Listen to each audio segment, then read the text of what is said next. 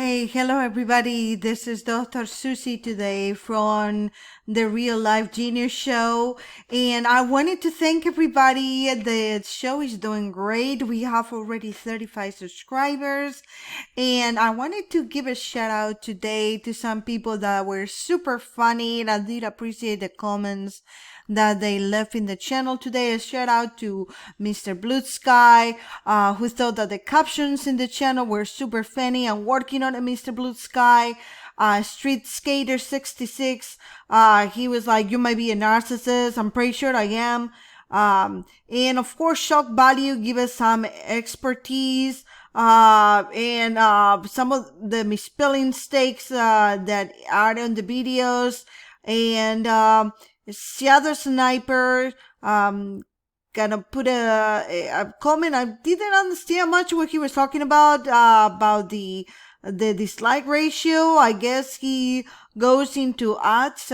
He might be working for YouTube, but I don't know, Shadow Sniper, but thank you for coming to the channel. We do appreciate you. And of course, Victor, thank you so much. And thank you to all the subscribers that come to the channel. And thank you, Victor, for leaving such a great comments about narcissism. We did appreciate. I'm hoping later on to be able to do a comment about sociopaths and talk in another video about sociopaths and of course how the difference between them and the difference between sociopaths and narcissists. So, but anyways, today I'm following with my third video on narcissism, and today we're going to be talking about how the controlling narcissist has affected you, and finally give you some strategies.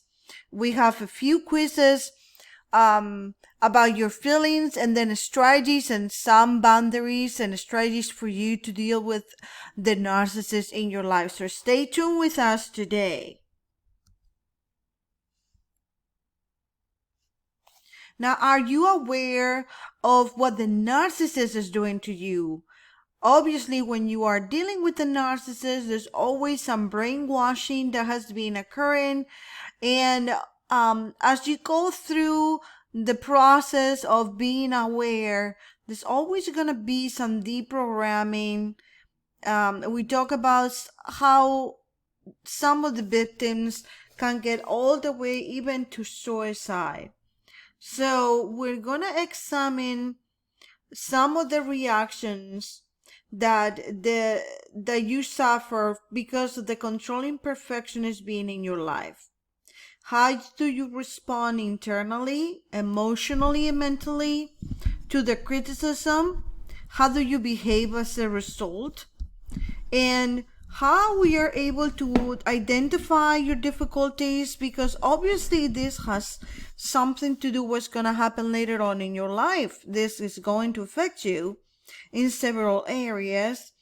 And what are some of the solutions in ways in which you can get help and effectively manage not only the relationship, because most people leave the relationship, but I know some of you might not be able to leave the relationship.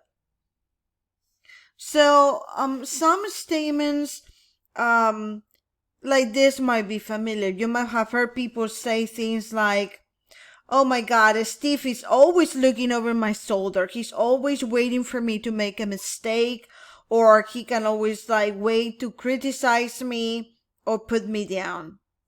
Or if the narcissist is a female, as I got a lot of the males on the channel, believe it or not, most of the people in my channel are males. So we got 67% of my audience are males. And they were telling me, and this is absolutely true, there is a lot and an alarming rate of an increasing rate of female narcissists later in the scene that are coming on. That we always identify narcissism with males, but let's not forget that it's also the female counterparts also. And I just wanted to say that that could be a female. So it could be like, oh, Sandra's so picky, she won't get off my back. And even a few minutes late for lunch, and it's like she can't let go. It's like I committed some kind of major crime, you know. Like she's always thinks she's my keeper and always on guard to know on what I'm doing, who I'm talking to. I can't relax and have a good time. So these are some few examples of the types of statements made by people who deal with controlling perfectionists or narcissists on a daily basis. And the following stories describe how the influence of a controlling perfectionist can have drastic consequences on the entire future of a family. So I want to go through of some of the things that the narcissist might have been doing to you. And I want to kind of equiparate this to what, if you have heard about other addictions, Alcoholics Anonymous. Al-Anon, for example, is an international support group for spouses and partners and family members of alcoholics that created a TV advertisement that will usually air around 2 or 3 in the morning at the time when the viewers might be waiting for an alcoholic to come home from the bars. And the ad began with a couple arguing after the man had come home intoxicated, and the woman was screaming at the man and was really upset. And at the end of the ad, the boys often will say, "Can you see what the drinking is doing to them? Can you see what's doing to you?" And I wanted to see if, and apply this question to yourself. Can you see what the narcissistic tendencies of your couple or partner or this person that is hyper criticizing you is doing to you? The same question applies to those living with, working with, or otherwise interacting with controlling perfectionists. You can very well see what controlling perfectionism is doing to you.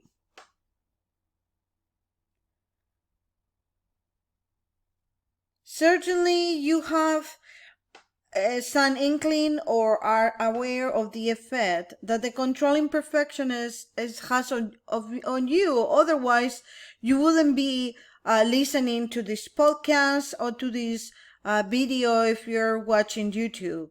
But often it becomes so clear with some of the clients that I counsel how pervasive and devastating the influence of the controlling perfectionist is on the feelings and on the thinking.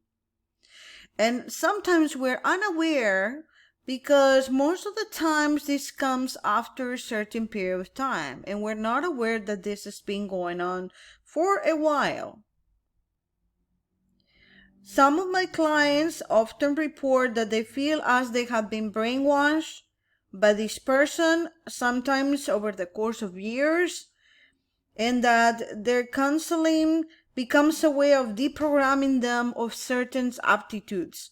Some of them might say that they find themselves acting differently around this person, that they almost develop an alter ego. Like, for example, they act different around this person. They might lower their voice when they talk, when they get closer to them, or they might say things differently. They might act differently when they are in front of their families. They might find that they're not being themselves, so allowing their natural personality to come out. So controlling perfectionists are often contentious and seem to thrive in conflict. So these people normally, the victim normally feels like they have to be always trying to please the narcissist, so there won't be any conflict. That's often the part of a need to engage in a one-upmanship so they can prove their worth or prove that they're smarter, that they're superior to others. What friends, family, and co-workers find is that they really become tedious to interact with the controlling perfectionists because they find themselves always on guard. I'm pretty sure if you're one of the persons that is dealing with this controlling perfectionist, if you're the victim of the narcissist, you know what I'm talking about. In other words, narcissists are just difficult to be around. They become tedious, they become difficult to be around and to deal around, and tiring.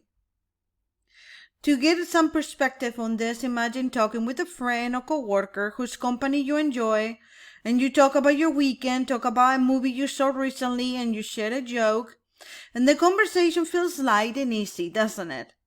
And now, compare that with the interaction with this other person, the controlling perfectionist, in which you might feel as if you're being cross-examined, if you didn't commit, or you weighed every word, you stutter, you stammer, you have to think what you're saying.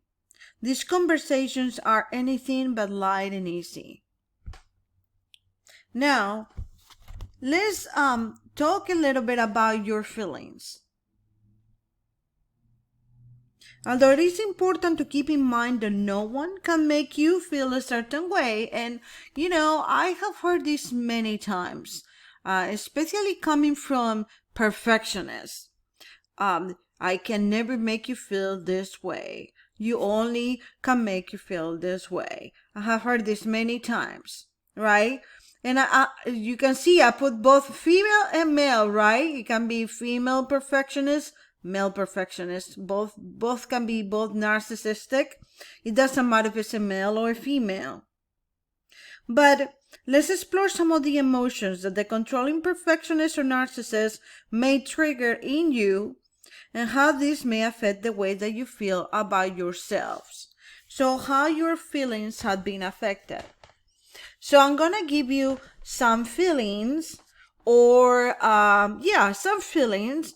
And I want you to, if you got a white piece of paper or a piece of paper in your house and a pen, and as I go, giving some feelings, just give a check mark.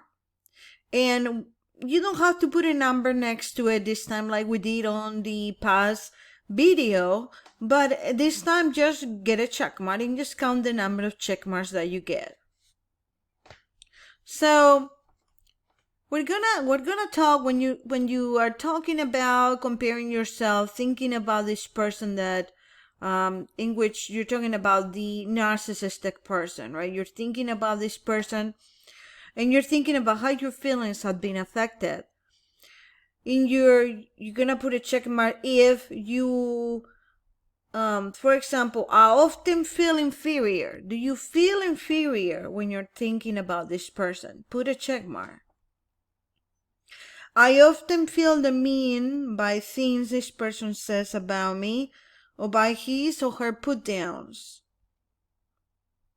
Put a check mark if you feel that way. I often feel criticized in front of others. Does this person do that in front of others? Or you feel that way? I always end up feeling like I'm wrong even when I know I'm right. Okay, the next one. I often find myself agreeing or giving in just to avoid an argument. I sometimes find myself feeling trapped in a relationship like I can be my own person or have my own opinions. So you cannot be your own person or have your own opinions because you feel trapped. You feel like you're being micromanaged in the relationship.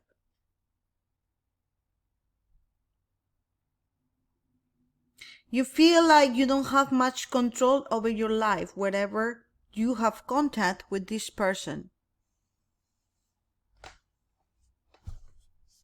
You feel like you're constantly judged by this person. You feel like you don't have much control over your own life, social life, because this person is critical of your friends and family. So you only can socialize with people that this person wants to socialize with. Most of the times, either his or her coworker, friends, or family. You feel that this person is always lecturing you about something you have done wrong, or how you should act, or what you should or shouldn't do and feel like, so you feel like a child being scolded. You feel dismissed, you feel like you don't have your own opinions, or you can't express your opinions. You are criticized for not doing and thinking the same thing that the other person does. Pretty much in United States, we say either it's his way or her way or the highway, right? You feel angry or even enraged when the person criticizes you or points you out something that you have done wrong, a mistake that you have made. So now take a look at the items you check.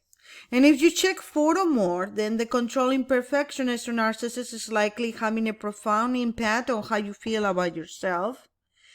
Even people who you grown up in loving homes, who with loving parents and siblings, even very bright, talented people may find themselves feeling inferior, demeaned, or worthless in the eyes of a controlling perfectionist.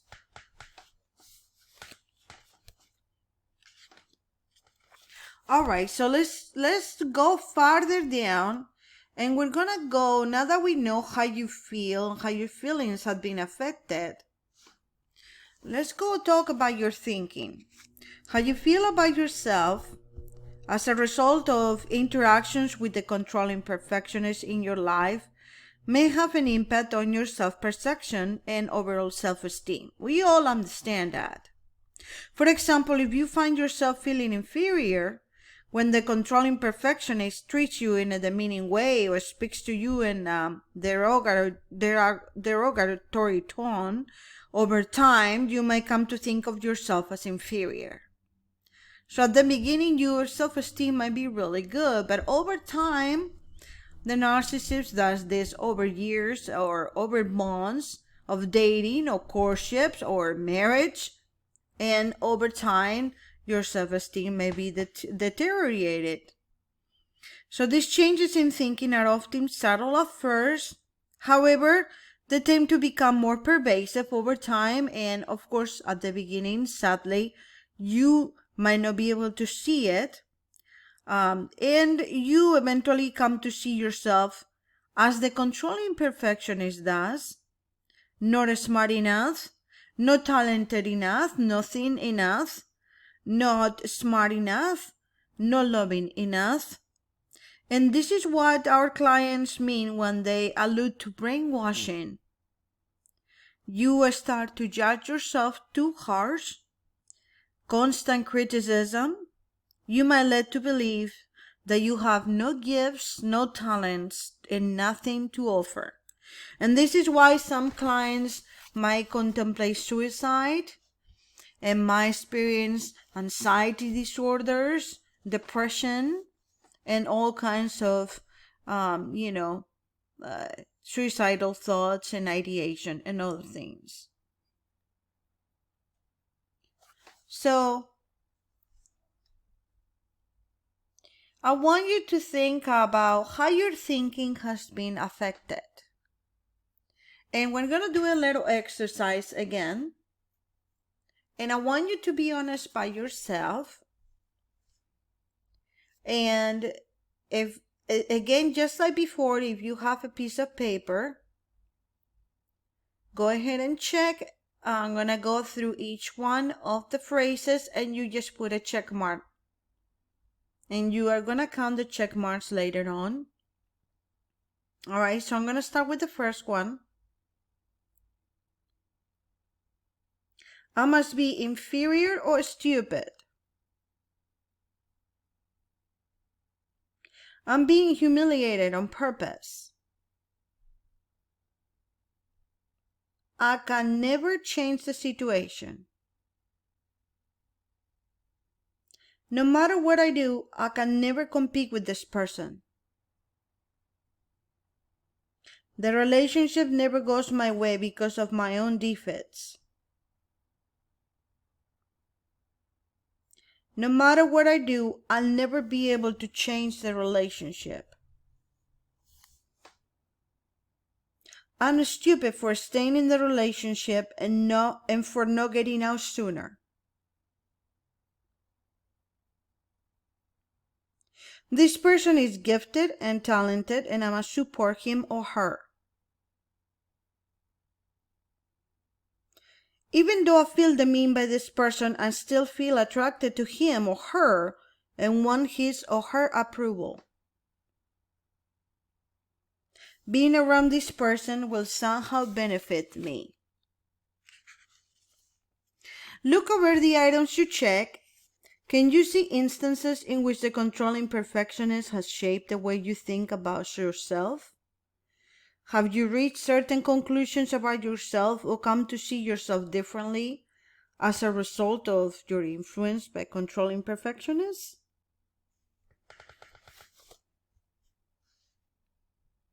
All right, well, let's see how your behavior can change because of the perfectionist. Because this is what happens once the perfectionist has already acted on you and your feelings. You're going to start behaving just like the narcissist.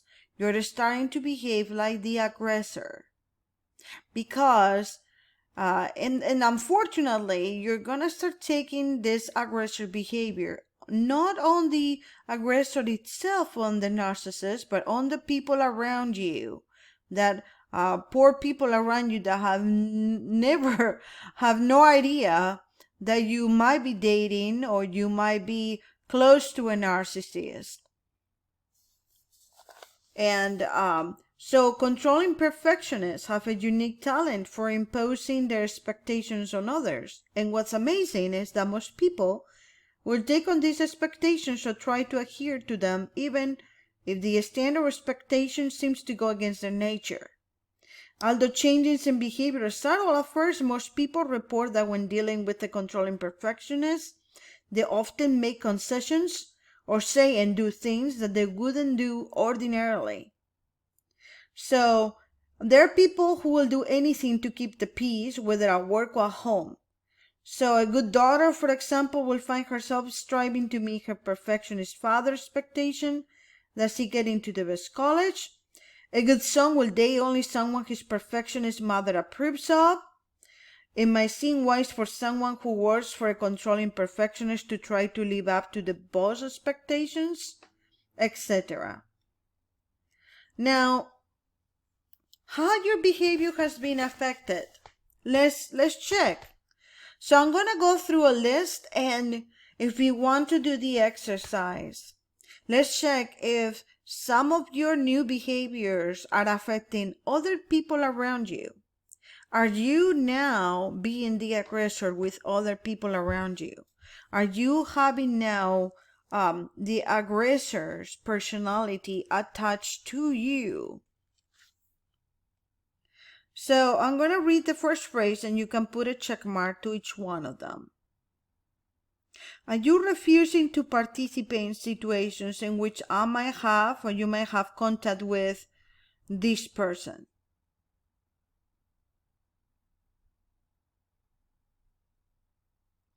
Have you declined invitations to parties or social events to which you knew this person will be invited? We're talking about the social perfectionist. Have you held back on giving your own opinion in order to avoid conflict? Have you baited the controlling perfectionist into arguments or purposely defended a position you didn't hold just to get a reaction? As you can see, what's going on now is that you're fed up with the position that, you're becoming the aggressor now. You're becoming just like the perfectionist.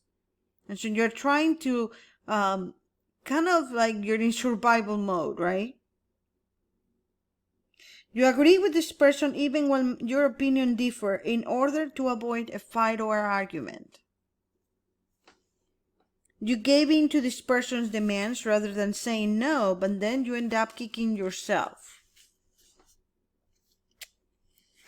You try to make everything perfect or exactly how this person wanted it in order to please or gain favor. I know this is a big one for females. Well, males too, right? Males too. You shut up the company of others instead of this person so you could be more relaxed or just be yourself. The truth is that as the relationship progresses with the controlling perfectionist, if it becomes really estranged, it's so strained with the perfectionist, it will become to a point that you will not want to spend any more time with the controlling perfectionist. You will rather be alone or with somebody else in the company of other people because you will want to just be relaxed. Controlling perfectionists often affect how people feel about themselves, think, and behave. And we're sorry to say controlling perfectionists are probably not going to fundamentally change how they treat others, including you. Deep inside, you already know that. And know that a lot of the people that are in relationships, especially if it's your partner, you've been dating somebody for a long time. And I know that a lot of my female clients that come to see me, especially some of my male clients that have talked to me, they're expecting I don't know how to change them. They're not going to change. I don't believe that. Me personally, it all depends on the couple, but most narcissistic, and I'm talking about deep narcissists, do not change. The good news is you can change how you think and behave. And I'm talking about the non-narcissistic person in the couple. However, it is a long and arduous trip for that person. Now we're gonna cover in the next part of the video some of practical strategies for recognizing what you can and what you cannot do if you're in a situation in which you want to stay in that with your couple, and things that you can do so that you don't go crazy if you love that person and you can still stay in the relationship.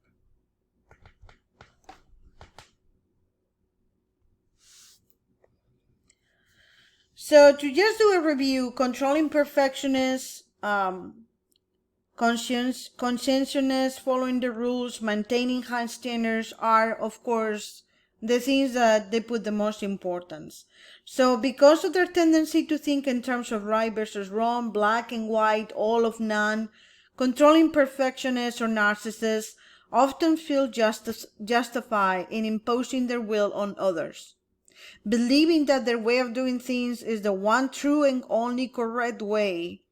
It might appear at first glance that controlling perfectionists, they just like to exert control just for the sake of having power over others. However, there are other times when controlling perfectionists exert control in order to allay their own anxieties for the fear that others don't adhere to their way of doing things, and that chaos will surely follow. So, controlling perfectionists or narcissists are extremely good at inducing others to submit to their way by doing things by making them feel inferior, whether through open criticism or subtle or passive-aggressive expressions of displeasure. Sometimes they might use a glance, disapproving glances, certain tone of voices, constantly call attention to others' faults and failings. And so, of course, most people, they will try to control their way they behave around them. Doesn't matter, because no matter what they do, they can satisfy or please this person. They will end up exasperated by the negativity, their many demands, and the merciless exasperation of perfection in every area. So, if you cannot change a controlling perfectionist or a narcissist, what can you do? If you're like most people in this situation, and I'm sure that you are because that's why you're watching this video, then you are make yourself bone weary in attempts to change. At first, you probably ask this person to nicely stop criticizing you. You defended yourself logically, yet the controlling perfectionist kept on. Most likely, you then raise the ante by telling this person that many of his and her behaviors were very disturbing to you, that he or she needed to make significant changes in appreciation and consideration to you. Perhaps these had the desired result for a while. Of course, they're not stupid. Then maybe at first you were forgiving when the controlling perfectionist returned to his or her ways, but when it happened again and again, you began to get angry, and as time went on, even bitter. You tried to shut this person out as best you could to ignore the criticism and controlling behavior, but that didn't work either. And now you're tired, you're coming to the realization that despite the many efforts, the controlling perfectionism can be changed. It is unfortunate, but many of us have to reach an endpoint before we realize that trying to change someone is fruitless endeavor. You cannot change another person's nature. You cannot convince someone to let go of a general need for perfectionism and control. This person will always be a controlling perfectionist and a narcissist, period. However, we can change your interpretations. To reclaim your life, you can do certain things if you still want to be in that relationship. One of the first things you should try to do is expel the idea that to be criticized must always make you feel bad. When someone criticizes you with a remark, you may feel sad, disappointed, embarrassed, frustrated, or angry. You may feel as though you're inferior in some way, but you should be aware of the fact that in spite of the content of the remark, it's really up to you to determine how you'll interpret it. It's your interpretation of the remark rather than the person making it, or even the remark itself, that affects the way you feel. For example, what if you didn't take it personally? Okay? So that's one thing that we can do.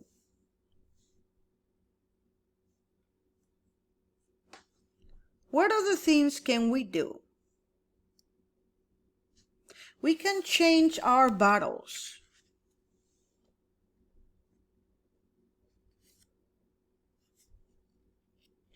And I would like to do a negative interpretation essay with you or example with you, but we're running out of time today and I wanted to do it next week with you. But changing your own behavior and personal interpretations and beliefs about the narcissist, we can actually change the quality of our relationship.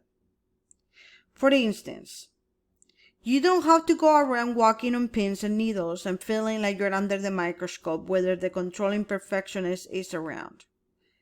Once you understand that this person's perfectionistic and critical nature are flaws and really nothing to do with you, you'll respond very differently. So, you should take note of a truth about constant criticism. Logically, it cannot all be valid. Think of how the controlling perfectionist or narcissist is always critical of you. If the criticisms truly had merit, there will be periods of time, such as when you were doing very well by other people's standards, that this person will stop criticizing you. You most likely notice that this has never happened. So, once you change your interpretations and understand that controlling perfectionist criticisms of you have less to do with you and more to do with their personality, you will find that you are less emotionally reactive to their criticism. From here, you will be able to be more thoughtful and make better use of your energy by concentrating on areas in which you feel more productive and rewarded. You will also notice a dramatic decline in the frequency of negative interactions. For instance, you might not be able to change or even influence, for that matter, the fact that your husband is constantly complains about how little money you both have, but you both certainly might be able to influence the fact that he constantly compares your cooking to his previous wife. How? Refuse to cook for him. One good rule of thumb is to choose to fight battles in which you truly have control. Your coworker, for example, may complain that you talk too loudly, make too many phone calls, keep your desk too messy, and have too many people walking in and out to speak with you. These things might make your coworker miserable, but really she's helpless to control or change them. These are things that you are in control of. Sure, you might choose to be accommodating and speak more softly, but the point here is that you don't have to. And if you decide to speak loudly, there really isn't much your coworker can do about it. So take some time now to consider the many things that perhaps you haven't realized you control entirely.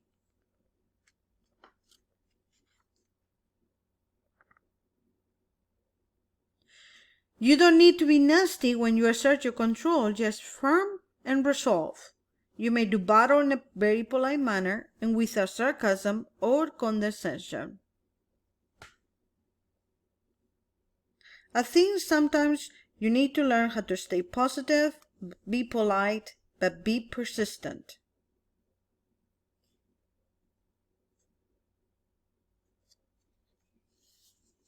For example, tell your boyfriend that his remarks about your waistline make you feel unsexy and unloving towards him, instead of telling him simply to stop being so critical of your appearance. You'll be more successful this way.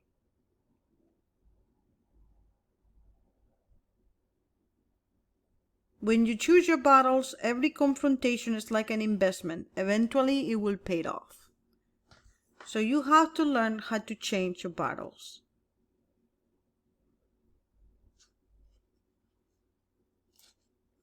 So, if you want, in a white piece of paper, think of some areas of disagreement or some things that you fought over with the controlling perfectionist in your life, and consider whether using some of the ideas that you learned during this video.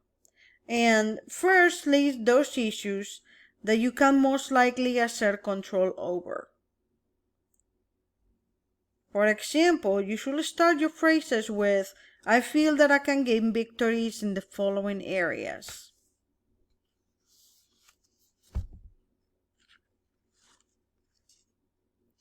And then there are other areas, for example, in which if you don't feel that you have so much control, then you can put phrases such as, I feel that these areas that I should just let go for now are, and then follow with that phrase.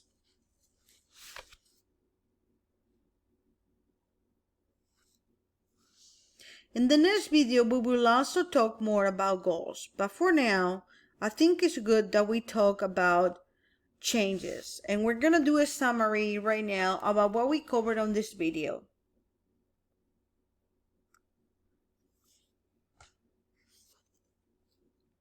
I think one of the things that at the end, if all of these things that we talk in this video don't work, finally in some relationships, you can always create a space between you and the narcissist. In some cases, it might be possible to put some space between you and the controlling perfectionist in your life. For example, if you don't live with your perfectionistic and controlling parent, you can simply choose to call less often. Or instead, visiting this parent or boyfriend for 2 days, you can cut it down to 1 day.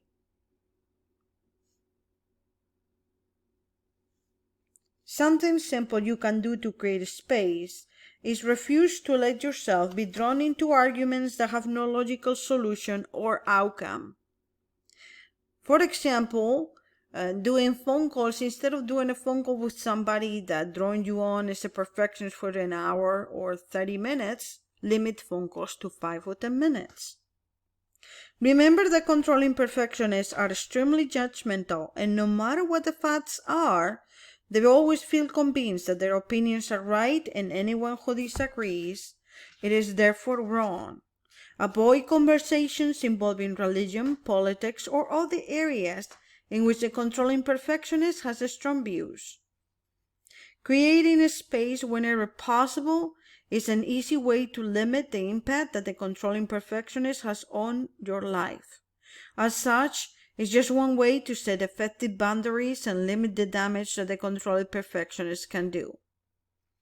So although it might be impossible to change someone, you can change the nature of your relationship with that person. You can change the way you think and react. You can change your battles, and you can define your own agendas. You can stop being a victim of the controlling perfectionist. The point is that even though you can't directly change the controlling perfectionist behavior, you can change how it affects you and also act in ways that are likely to create different and better outcomes for you. There is an old expression that says, you can lead a horse to water, but you can't make him drink. But as one wag once said, yes, but you can make the horse very thirsty. In the same way, your undercover ops for dealing with the controlling perfectionist can help you win battles. In the next video, we will discuss means of setting limitations and boundaries in your relationship with the controlling perfectionist that you can use in any situation and whenever creating a space might not be possible or practical. Later on, I'm going to teach you some strategies for better communication to help you achieve your healthy and specific objectives. Thank you so much for holding on. I apologize for this video being so long, but I wanted to give you some good strategies since I promised you that the last video around. Go ahead and subscribe to my video if you are enjoying this, and thank you so much for being today with me here at the Real Life Linear Show and podcast of Dr. Susie.